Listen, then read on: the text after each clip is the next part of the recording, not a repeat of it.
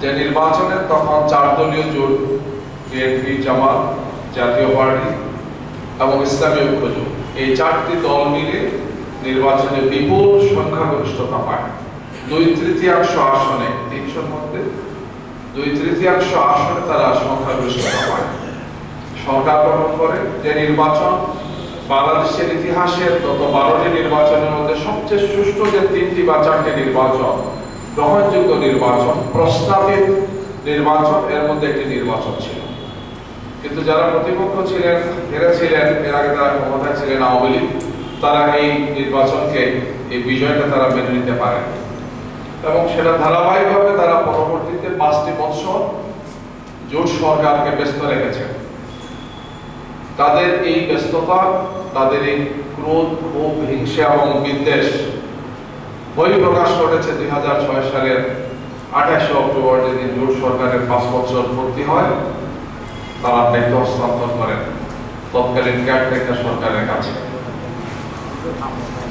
এবং এই ঘোষণাটা তারা 28 অক্টোবর কি করবেন সেটা তারা আশা করেন নাই। ঘোষণা দিয়ে তারা তাদের নেতা কর্মীদেরকে বলেছেন যে সবাই লুঙ্গি, গোঁঠা, লাঠি সবকিছু নিয়ে রাজপথে থাকতে হবে। তো যখন একজন নেত্রী বা একটা দল তার কেন্দ্রীয় নেতৃবৃন্দ তার অনুসারীদেরকে আহ্বান জানান যে রাজপথে লাঠি নিয়ে, বৈঠা নিয়ে, লুঙ্গি নিয়ে সবকিছু নিয়ে থাকতে হবে, তখন এর অর্থটা কি দাঁড়ায় এটা বোঝার জন্য রাজনীতির পণ্ডিত হওয়ার দরকার নেই।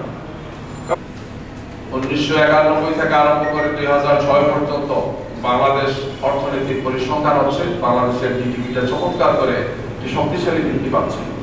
বাংলাদেশ অর্থনৈতিক দিক থেকে, সামাজিক এবং রাজনৈতিক দিক থেকে চমৎকার স্থিতিশীলতা পেয়েছে। এই সব কিছুকে ধ্বংস করেছে এই ভয়ঙ্কর সন্ত্রাসী, এই ক্ষমতাসীন যারা ছিলেন তারা। আজকে জাতি জেগেছে, আমাদের ছাত্র জনতা জেগেছে, যুবকরা জেগেছে, জাতির সর্বপর্যায়ের মানুষ আজকে জেগেছে।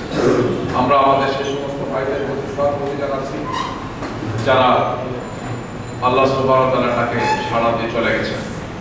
এদের জন্য এই জাতি গর্বিত। এই শহীদদেরকে আমরা অনুভব করি, এই শহীদদের রেখে যাওয়াকে আজকে বাস্তবায়নের দায়িত্ব এখন আমরা যারা এই দেশে আছি নাগরিক হিসাবে, যারা আহত হয়েছেন, পঙ্গু হয়েছেন, গুম হয়েছেন, অন্তরভাবে বিভিন্নভাবে যারা ক্ষতিগ্রস্ত হয়েছেন, আমরা সে সমস্ত ভাইদের জন্য সহানুভূতি জানাচ্ছি। সরকারের কাছে আমরা অনুরোধ করেছি, দাবি দিয়েছি যে তাদের চিকিৎসার জন্য, তাদেরকে পুনর্বাসনের জন্য, তাদের সম্মানজনকভাবে তাদের চলার জন্য যা করার সবকিছু যাতে সরকার করে। এই জাতি তাদের কাছে কৃতজ্ঞ থাকা উচিত। গতকালকে মহানগর জামাতে একটি আলোচনা সভা ছিল, সেখানে ক্লাস 3-তে পড়ে একটা বাচ্চা আসছে, মাত্র 8 বছর বয়স, অনেকগুলো স্প্রিন্টার তার সঙ্গে, তার চোখে 3টা স্প্রিন্টার, একটা চোখে এখন দেখেন। এই মাসুম বাচ্চাটার কাছে এই জাতি কৃতজ্ঞ। এই ধরনের অসংখ্য মাসুমরা এই জালেমের বিরুদ্ধে প্রতিরোধ করে তুলেছে। আবু সাইদরা, মুগ্ধরা যেভাবে প্রতিরোধ করে তুলেছেন, যুগে যুগে এই 18 বছরে যে যারা প্রতিরোধ করেছেন, শহীদ হয়েছেন, আমরা সবাইকে নিয়ে এই দেশকে করতে চাই। আমরা এই বাংলাদেশকে একটি সম্মানের বাংলাদেশে পরিণত করতে চাই। আমরা এই বাংলাদেশকে একটি আত্মমর্যাদার বাংলাদেশে পরিণত করতে চাই।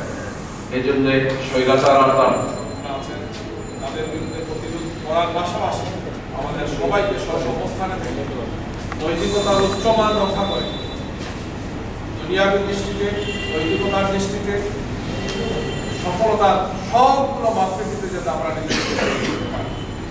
আজকের এই বিধ্বস্ত, বিপর্যস্ত দেশ অর্থনীতিকে গড়ার জন্য আজকে ছাত্ররা এগিয়ে আসতে হবে। এগিয়ে আসার জন্য আমরা আহ্বান জানাচ্ছি। আল্লাহ সুবহানাহু ওয়া তাআলা যাতে 28 অক্টোবর এই চেতনাকে আমাদেরকে ধারণ করে এই ধরনের ঢাকার দেশের এই ধরনের ভয়ঙ্কর শত্রুদের যাতে আর কখনো বাংলাদেশে মাথা চাড়া দিতে না পারে, সেই প্রক্রিয়া আমাদের অবলম্বন করতে হবে। রাষ্ট্রের বিভিন্ন ক্ষেত্রে সংস্কার, সমাজের বিভিন্ন ক্ষেত্রে সংস্কার সহ মৌলিক একটি পরিবর্তন করে যাতে আমরা এই দেশকে, বাংলাদেশকে বিশ্বের বুকে একটি আত্মমর্যাদা এবং আত্মসম্মানে মাথা উঁচু করে দাঁড়াতে পারে, নিজের শক্তিতে, নিজের বলে, নিজের অন্তরের অন্তর্নিহিত শক্তি যাতে আমরা মানব জাতির সামনে আমাদের তুলে ধরতে পারি। এই দৃঢ় প্রত্যয়, এই চেতনা যাতে আমরা প্রত্যেকে ধারণ করতে পারি। আগামী দিনের বাংলাদেশকে আমরা মানবিক একটি বাংলাদেশ, উদারদারিত্ব এবং সন্ত্রাস বাংলাদেশ গড়ব ইনশাআল্লাহ।